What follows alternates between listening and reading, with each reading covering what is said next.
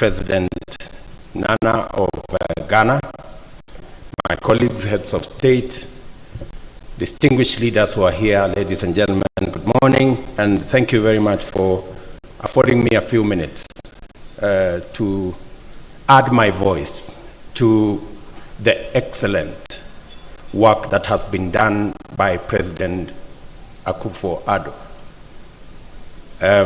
When you spoke about what we need to do as a continent, it quickly reflected on what we said in Nairobi at the Africa Climate Summit. And we have been consistent, whether it is in Nairobi or Paris or New York or Dubai, where we came from the COP28. Our message has been consistent. And I think today we are very happy that the whole world has come around. There was a time when a conversation about the global financial architecture debate looked like it was an us versus them debate. I'm very happy that today every capital and North and South have agreed that there is something fundamentally wrong about the global financial architecture.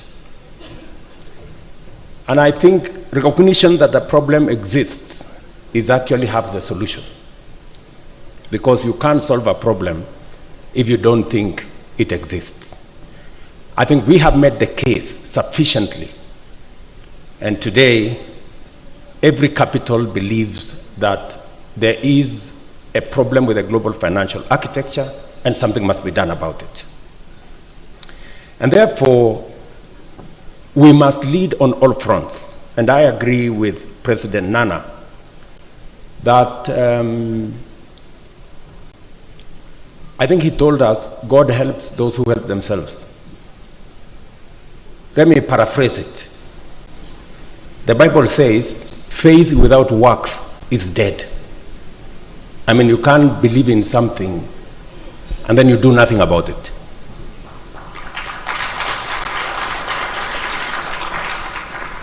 So this is why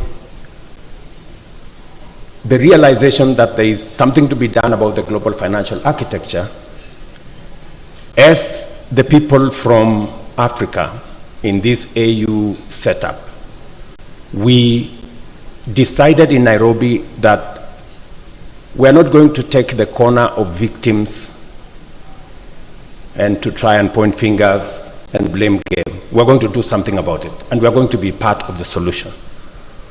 And I am very happy that this morning, President Nana has made two fundamental proposals which I wholly support. Number one, he has made a proposal that we must empower our own African financial institutions, multilateral institutions. He has made a proposal that 30% of all our reserves that are in all manner of places, earning sometimes negative interest, we should make it available to our African multilateral financial institutions. I agree 100%. It is a step in the right direction, and we are doing something ourselves about it, about the whole global financing, development financing architecture. I also support the proposal that we put a stamp of approval on these institutions and make them AU agencies. They must carry our badge of approval, so that even as they operate, they are given the proper recognition that they serve this continent. President Orama here of Exim knows when I came into office, the first thing, I increased Kenya shares in his organization because we believe in African organizations.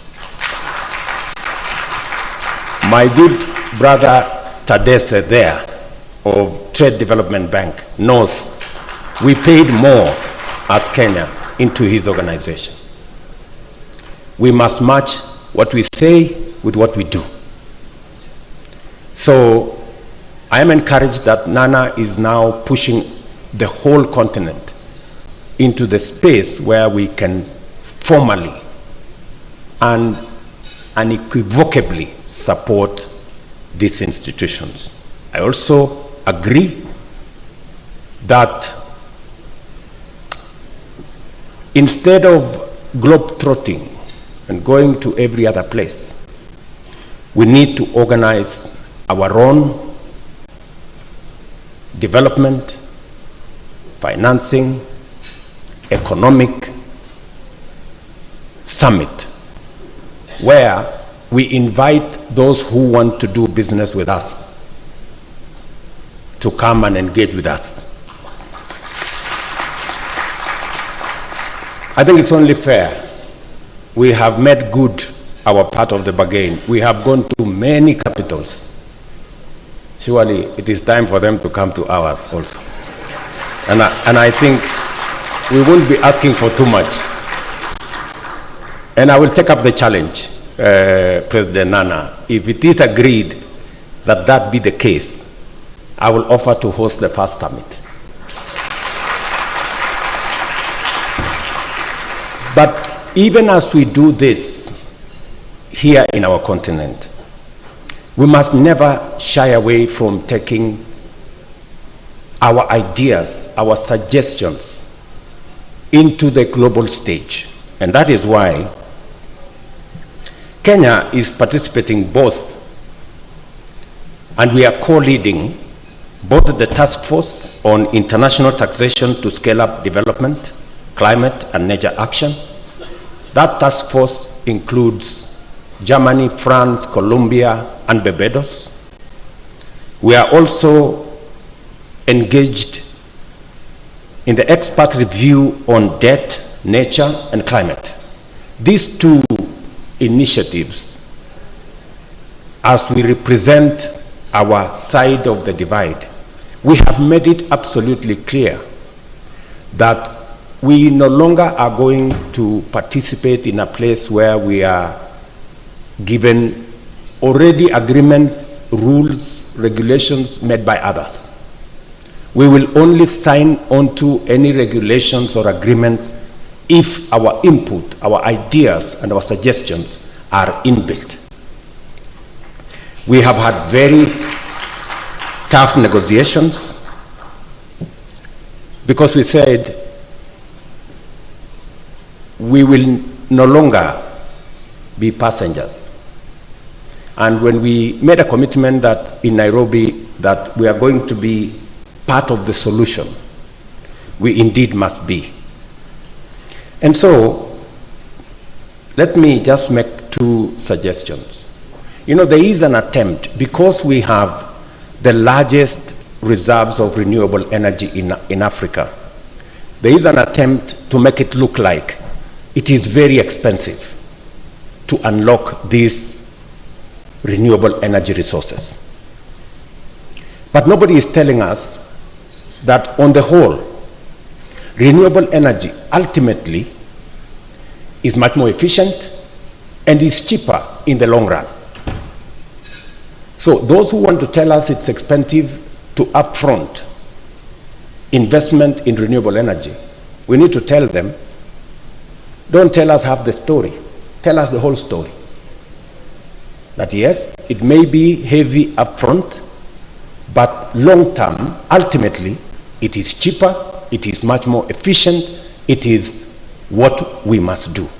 And that is why in Dubai, we had the Africa Green Industrialization Initiative, where we decided that it's time to begin to move this conversation on the potential we have in our continent into steps of reality by making sure that we work collaboratively and establish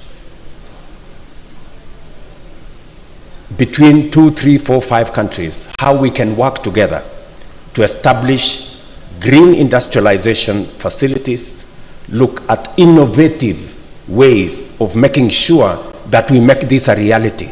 Because ultimately, if we don't do it, those who have other resources will continue to push for what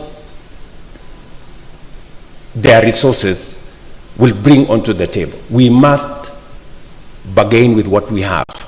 We are a continent of great potential. It is time, not just to say great potential, but to move it into opportunity and take it into investment and bring it into reality.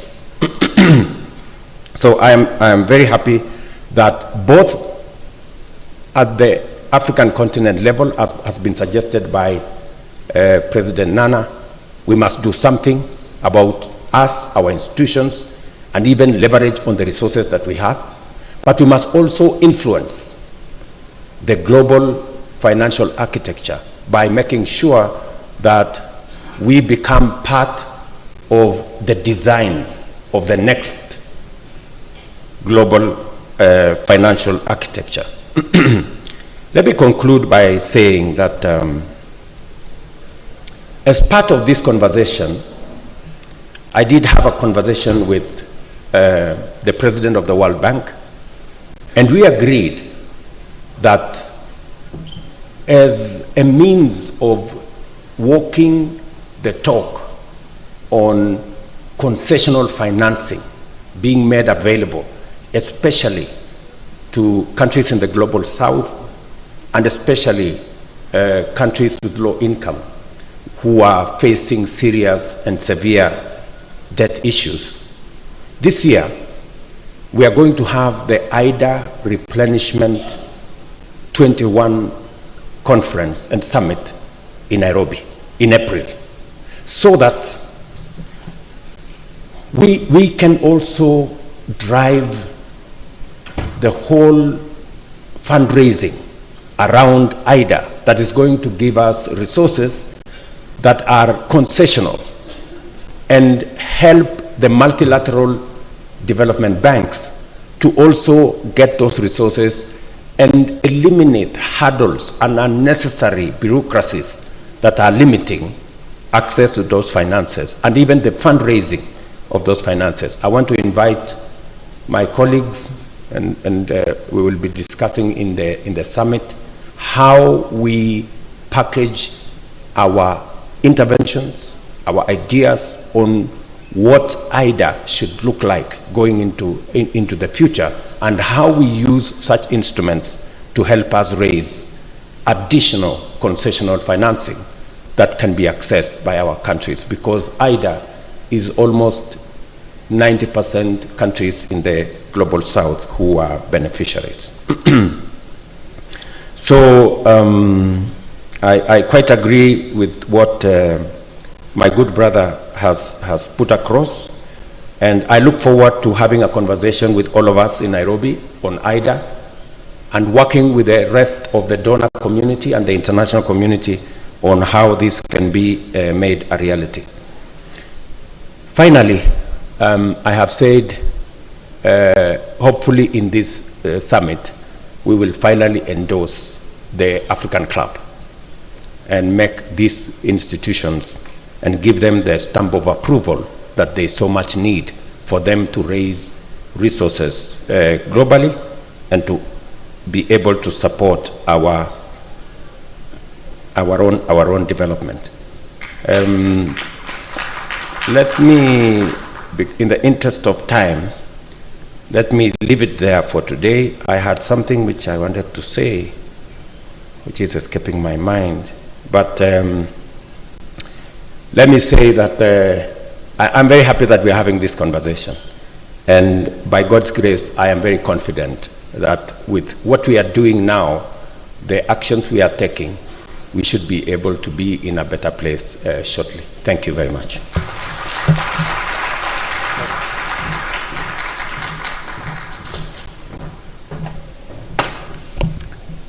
Excellent, as usual, Your Excellency, and thank you very much for giving those perspectives in terms of what needs to be done to accelerate our development process, taking into consideration the fact that we already have African multilateral financial institutions that are operating within our continent. Thank you. Allow me just to beg your indulgence. I know that we have many other engagements, but I would like to invite on the stage, before moving to the other speakers, the President of the Republic of Zambia, His Excellency Hakainde Hichilema, who is also one of the vocal leader in terms of what Africa needs to do to accelerate progress towards its transformation. Your Excellency.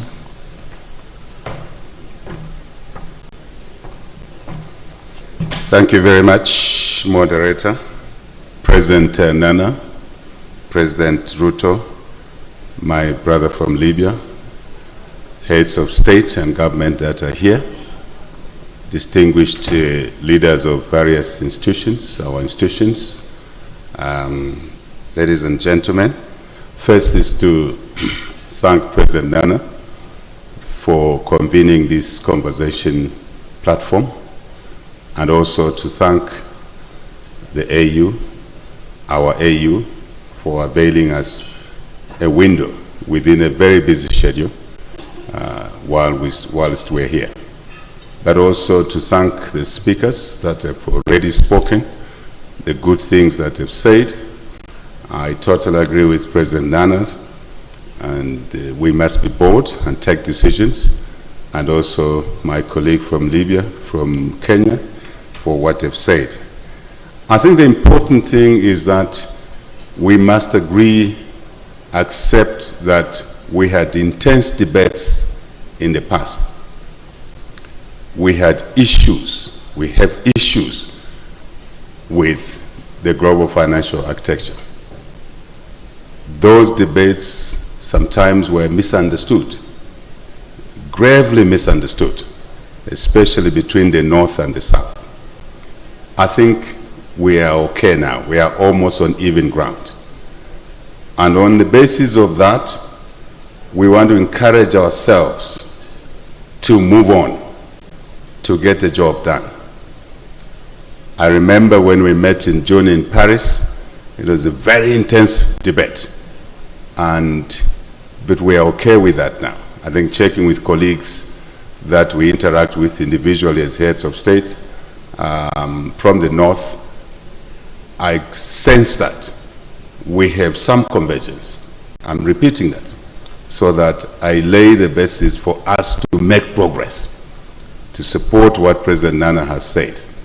But as we do that, I just want to remind ourselves about the very basics that provoked this debate, that drove the need to change the global financial architecture.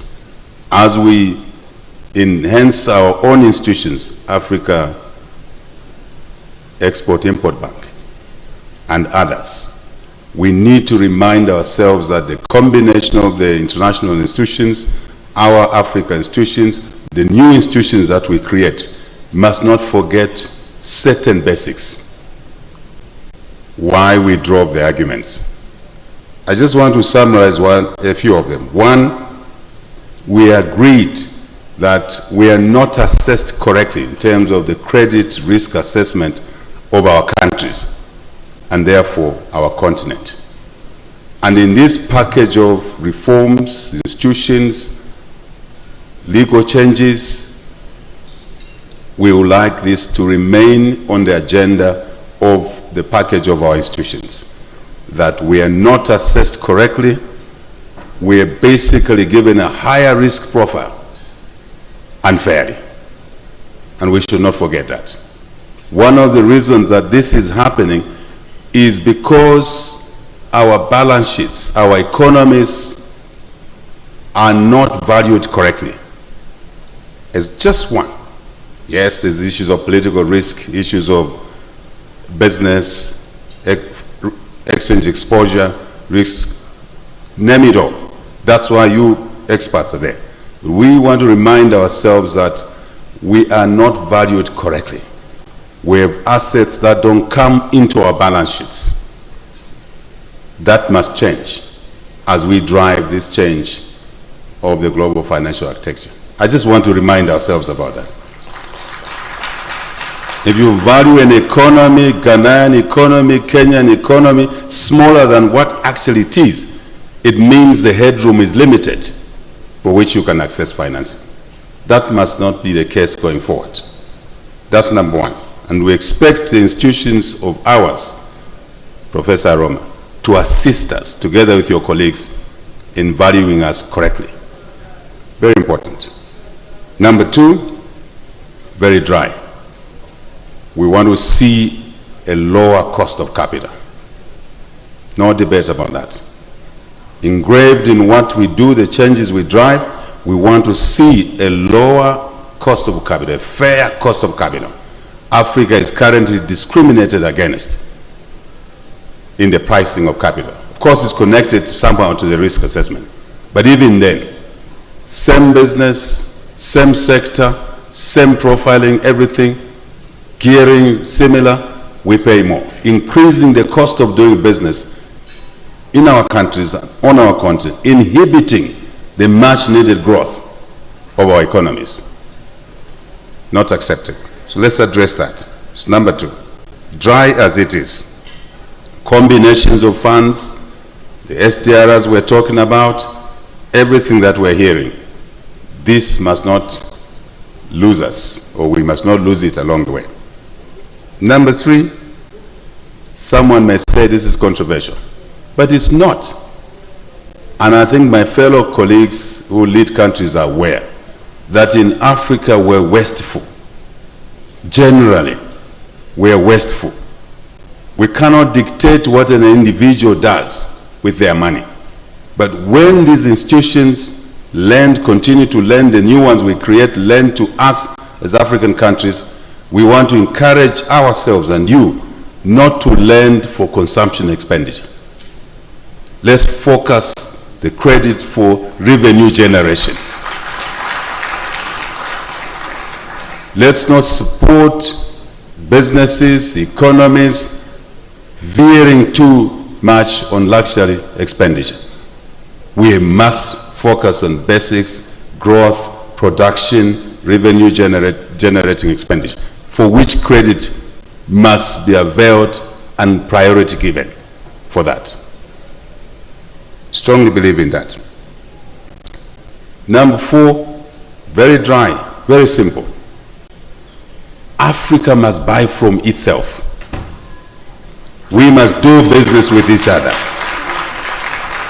We have an inherent tendency when we want to buy something, procure something, to think of a former colonial master, to think of overseas. We must look inside. We must do business with each other. We are the continent that trades, invests in itself the least. President Ruto talked of our critical minerals, which are important for the green energy revolution. And most times the meetings that President Nana talked about we go to is to attract FDI.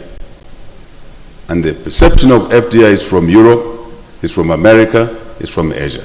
FDI, foreign direct investment. Maybe let's change the name and call it our own investment mobilization efforts. Find your own name. I don't care the name you give it. So let's look around ourselves.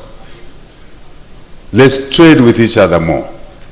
Let's exchange the import-export list from one another at a central level, even at a banking financial institutions level, Professor Rom. That must be almost a mundane thing to do. And I think it will answer partially to what President Nana said, God helps those who help themselves.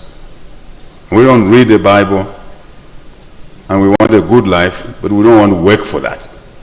It's an inherent contradiction, I suggest. And I think lastly, I would suggest that we must time frame what we're doing in this reform. Time frame, clear working path, implementation plan, and be rigid about it. Time is not on our side. When we've done these things, we will grow our economies. We will create jobs for our youthful population. We will create more business opportunities with our own African businesses. And then we can provide sustainably social support for the weak, the sick, the old, the retired, and the young in terms of education for our population. Thank you for your attention.